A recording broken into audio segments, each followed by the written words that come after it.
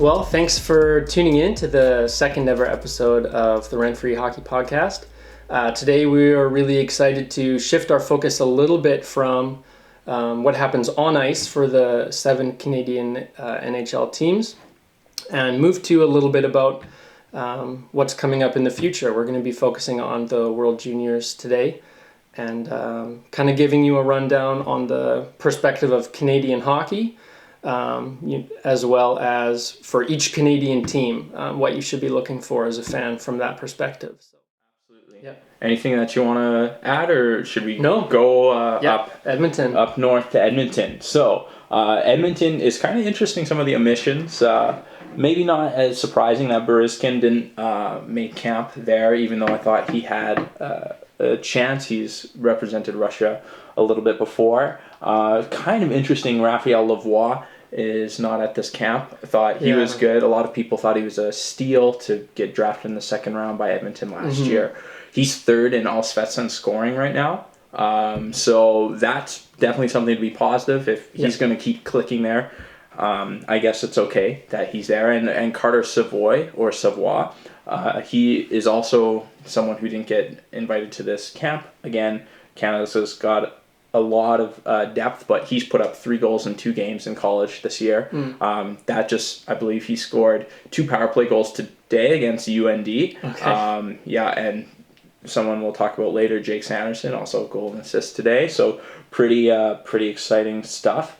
But that, I guess it begs the question, who is there for Edmonton? And first of all, Dylan Holloway is likely going to make this team. He's, as I've mentioned, and other pundits have said, that this guy is just like freaky athletic. So even if he's not the greatest hockey player or has the greatest hockey IQ, like his innate ability is just like on another level with just what he's able to do physically. And so he's likely going to be carving out a role for himself and the bottom 6. I think he contribute on the score sheet and contribute in other ways. He's had the benefit of being able to play a little bit in college hockey this year. And played well too. I think he had a hat trick. Right. He's definitely been, I think, impressing some people a little bit. I know Oilers fans have been a little polarized, I guess. Maybe that's not the right word, because I think even the most positive among Oilers fans are just kind of saying, well, let's wait and see. But there's a lot of people who weren't and haven't been very excited about that pick. But I think he's a guy who you'll want to watch very closely because, the World Juniors is such an interesting, such a unique opportunity to see a guy's skill set, tool set, and how it stacks up to his most direct comparables. So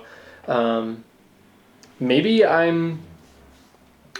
don't know. I think I'm a little higher on him than a lot of Oilers fans are. Yeah, and maybe some of the lull, I can't speak for Oilers fans, but it was pretty much chalk. Every mock draft had Holloway to the Oilers at 14, and so I think they had a lot of time to maybe overanalyze the pick, and he went 14. It was, I think, other than first overall, one of the easiest slottings that a lot of mock drafts had was Oilers getting Holloway at 14, and so maybe that kind of dulled or dampened some excitement around that. Took the shine off a little bit. Took the shine off. Yeah. Maybe it was easier to dig for negatives after, reading a lot about a certain prospect. It's maybe harder to see the things that you like. Yeah.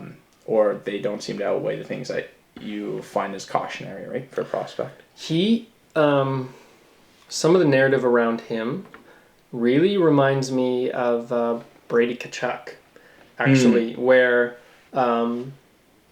a lot of people who praise the player and list their attributes and strengths will mention strength. They'll talk about, a lot of physical tools, and then they won't really talk about, it's nice to hear about a prospect who has a really flashy shot or crazy vision or hockey IQ or skating, something like that. And when you hear about a prospect who it's like, you describe their physical tools and they're good in front of the crease and it's not as exciting. And a lot of I remember being a Habs fan around the time they picked Kotkaniemi, and reading so many things talking about. So the projection at the time was it was going to be Zadina or Tkachuk, and so many people were like Zadina, like just because he has that shot, he has that one kind of special asset, and it's easy to look down on prospects who don't have that, you know. But look what Tkachuk has become already, you know. And I'm not knocking Zadina. I don't think that it's over for him in terms of development. He's definitely looked good in the Czech Republic back home. That's so positive. I just want to bring that up to help provide some context that, hey, just because this guy may not have a super flashy something, that you're wowed by, it's easy to write him off and say, oh, it's just old-fashioned guys who think it's, bump and grind and dump and chase, but they can really bring stuff to the table, and you just have to look to Ottawa to see an example of that. Yeah, and I don't even know if you realize how accurate that analogy is, because Holloway was a late birthday who went to college and then got drafted, right? And that was the same with Tkachuk as well. Yeah. But it was, speaking of, we'll get to the flashy player, because I'm sure Edmonton fans are really, really like, come on, Philip Broberg. Like, this is our guy, right? Yep. Like, he's going to play a prominent role, likely first or second line for Team Sweden. Nothing but good things. Like, Edmonton's looking like their defensive prospects are just out of sight right now. They've got a lot of great guys on the back end. Anything you want to say about Philip Broberg?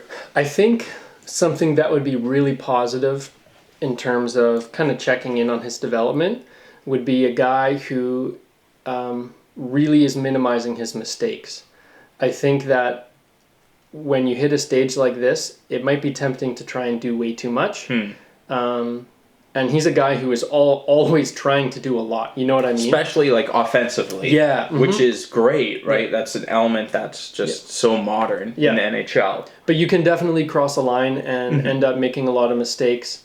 And I think that in a situation like this where guys might not have the instincts like, hey, Phillips, he's going on a rush. I need to, like, I think something that would be very positive for him. Like, we know about his offensive tool set. Something that would be really positive Oilers fans to watch from him would just be a guy who is being smart, being responsible, and contributing in other areas as well. So watch for that and hope that you see that coming through soon, because even looking down the road, you're not going to need that much help putting pucks in the net, right? Yeah. It's a lot of keeping them out, being effective as a unit, and things like that. So excellent point. Yeah, I don't know if he's going to be paired with Soderstrom, the other prominent piece on Team Sweden. Really good defense prospects historically coming out of there. They could be paired together, but I think either he or Soderstrom are going to be patrolling the top unit, and so that'll be really interesting. I think, as a side note, if you're an Arizona fan, you want to see Soderstrom have a good tournament, because remarkable, just statistically, if any of you are Arizona fans. Yeah, he's really fantastic, and I think that's great because they got all the picks stripped. So So it's clutch. Yeah, if you want to feel sympathetic towards Arizona, which you probably don't, then that's why you'll see Soderstrom on the top line if it's not Broberg. But I think these are equal caliber. They're just going to be spreading them out throughout the lineup, just to have a continued dominance, right? You don't want to maybe bunch up all that all-world talent on one line, for sure, and give other teams a break, right? Yeah. So I guess the last thing that I'm going to say about Edmonton is the finals that you should look out for. So what's interesting about a lot of these teams is that a lot of these players that are prospects for different teams, they don't have prospects in the same pool. So a lot of these finals matchups are really what you're going to be hoping for. And I think because Dylan Holloway is likely, or at least very hopeful, to make Team Canada, and you have Broberg in Sweden, it'd be really cool if you saw a Sweden-Canada matchup. So I think that'd be the number one thing that you'd hope for as an Oilers fan as Christmas Day begins and kicks off this tournament. That would be a nice late Christmas gift for sure. That's a pretty exhaustive look at our viewing guide for each team in the Canadian division, and who you're looking for, and the matchups that you're actually going to be wanting to look for. And so that rounds out a lot of what we've prepared for you all today as listeners and watchers, and is there anything else you'd like to say? Yeah, just that if you've caught any of this through clips or you're watching the whole thing, feel free to go check out our channel. We've got clips just going over our thoughts for what each team in the Canadian division could pull off this year, going kind of in depth there. Very in depth. Yes. So please do that. Feel free to subscribe as well. Go follow us on Twitter, and we'll see you again soon. Yeah.